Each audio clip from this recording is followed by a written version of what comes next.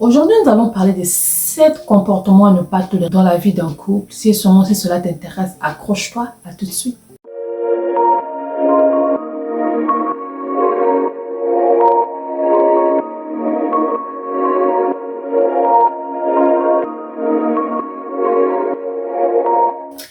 Bienvenue à tout le monde, j'espère que vous allez bien. Moi, ça va bien par la grâce de Dieu. Mon nom est Bélia. Bienvenue à toi qui viens de cliquer sur cette vidéo-là. Bienvenue à mes abonnés fidèles qui cliquent toujours sur des vidéos, qui regardent des vidéos, qui aiment, qui partagent et qui me laissent des commentaires. Merci à vous, gros bisous et welcome back. Aujourd'hui, nous allons parler de 7 comportements à ne pas tolérer dans un couple. Nous allons aller tout de suite. Le premier comportement que tu ne dois pas tolérer dans un couple, c'est la violence. Je le parle tout le temps. Peut-être que c'est un moyen pour moi de passer dans ces vidéos-là, chercher à abolir ça, à faire passer le message que la violence n'est pas une bonne chose dans la vie de couple.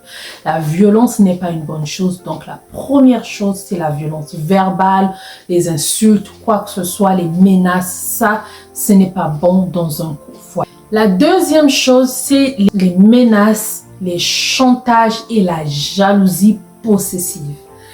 Oui, il faut être jaloux de ta personne que tu aimes, oui, mais quand elle devient possessive, que tu commences à te demander, il est qui? Elle est qui? Ah, tu commences à chercher des histoires, c'est pas bon.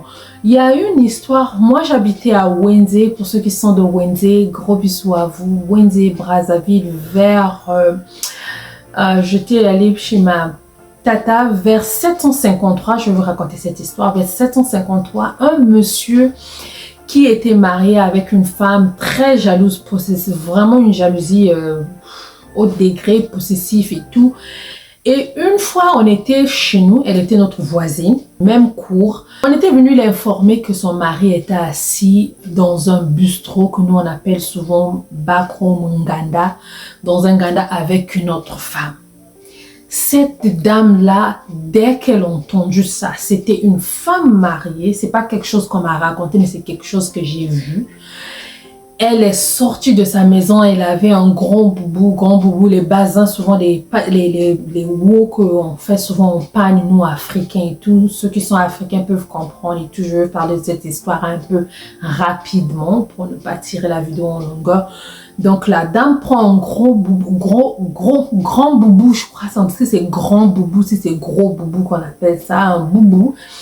Elle met son boubou en bas et une lame de gilette dans son soutien ou sa poche, je ne sais pas. Elle est sortie sur l'avenue 753 vers Wenzé et tout. Elle a couru sur le Nganda, on l'avait donné les explications du Nganda, où était le Nganda, elle est arrivée. Dès qu'elle était arrivée, le truc est que le monsieur ne voyait pas sa femme venir et le monsieur parlait avec une dame. Et la dame avait donné le dos par rapport à la manière que cette dame-là venait.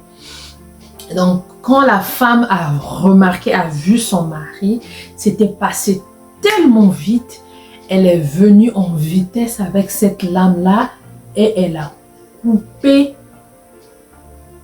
la dame qui parlait avec son mari. Elle a coupé une fois, 2, je crois, 3 au dos. Et cette dame-là seulement criait, ah, c'était le sang partout. Mais cette dame-là, ce qui est funny, comme on dit en anglais, cette dame qui parlait avec son mari, c'était la femme du meilleur ami du monsieur que la femme connaît très bien.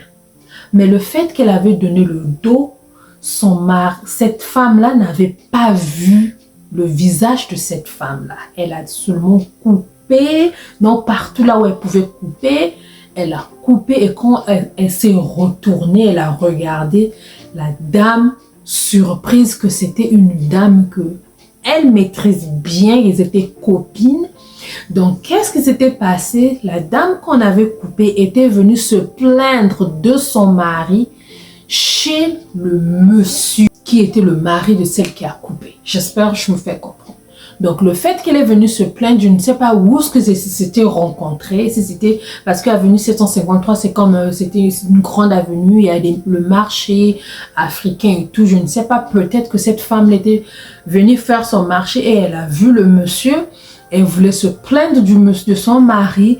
Et ce monsieur lui dit, bon, s'assois ici, je vais t'acheter un verre. On va en parler au lieu d'aller à la maison et tout. Donc, ils étaient assis en train de parler et la femme de la maison est venue couper cette femme-là. Cette femme-là était allée en prison et celle qu'on avait coupée était morte. Donc, quand la jalousie est tellement possessive, elle va te pousser à des choses pas bien. Cette jalousie-là peut même tuer, tu peux tuer ta partenaire, ton partenaire. Donc, la jalousie possessive, ça, non. Troisième chose, c'est la malhonnêteté. La malhonnêteté, je l'ai déjà parlé, je vous ai parlé de mon histoire où mon mari m'avait donné de l'argent, qui m'avait donné de garder. Si seulement si j'avais peut-être dépensé cet argent aujourd'hui, peut-être qu'on ne devait pas être ensemble. Donc, pour moi, vivre avec une personne malhonnête, c'est comme un voleur. Tu vis avec un voleur, une voleuse qui peut te voler. Voler, c'est pas seulement l'argent, mais voler, on peut te voler beaucoup de choses. Donc, la malhonnêteté, ça, il faut enlever ça dans un coup. L'autre chose, c'est quand ton partenaire ou ta partenaire t'éloigne de tes amis ou de ta famille. Oui, t'éloignez pas, on dit pas d'aller tous les jours. Mais il y a des hommes ou des femmes, une fois que tu es marié à cette femme, elle te dit, je veux plus te voir avec tes amis, je veux plus te voir avec ta famille. C'est maintenant seulement vous deux et tu vois plus personne. Non. Tu peux pas peut-être aller voir tes amis tout le temps, faire la fête tout le temps, avoir ta famille tout le temps parce que tu es maintenant engagé. Oui, ça se comprend. Mais t'éloigner totalement de tout le monde, ce n'est pas un bon comportement. Quatrième comportement qu'il faut éviter dans un couple, c'est le manque de respect mutuel. Maman respecte ton mari, papa respecte ta femme. Vous devez reconnaître les places des autres, vous devez reconnaître les valeurs des autres. Le respect mutuel, c'est très important dans un couple. Cinquième chose, manque de confiance et de l'indépendance. Si tu ne fais pas confiance à ta femme, tu ne fais pas confiance à ton mari, quel est le point de rester ensemble? Manque de confiance et manque d'indépendance. L'indépendance, c'est comme ce que je viens de dire que on te prive de tes parents, mais il y a des fois, il y a des couples où tu ne peux pas sortir. La femme, tu ne peux pas sortir, tu ne peux pas aller dans un coin. Si tu vas dans un coin, tu dois dire, tu dois être accompagné ou quoi. Cette vie serrée, tu n'es pas indépendante de ce que tu veux faire, c'est pas bon. Indépendante, pas que non, tu fais ta vie comme tu veux, non, mais tu dois quand même être free de ce que tu veux faire. L'indépendance, c'est important. Tu veux travailler, oui. Tu veux faire ceci, oui, mais vous entendez comment le faire. L'autre comportement qui n'est pas bien, c'est de parler du passé. Parler du passé, de votre passé, ce que vous avez eu. On souffrait, on fait ceci. On n'arrivait pas à avoir 10 euros. À l'époque, on a vraiment souffert. Oui, ça, c'est bon. Mais parler du passé. Mon ex, ma ex, tout, parler. C'était bien. Regretter ton passé, regretter ou bien ramener toujours ton ex ou ta ex dans la relation que tu es, c'est pas un bon comportement. C'est un comportement qu'il faut éviter dans un couple. Sixième comportement à éviter dans un couple, c'est avoir des secrets. Évitez d'avoir des secrets. Soyez transparent. Les secrets dans un couple, dans la vie de couple, ce n'est pas bon.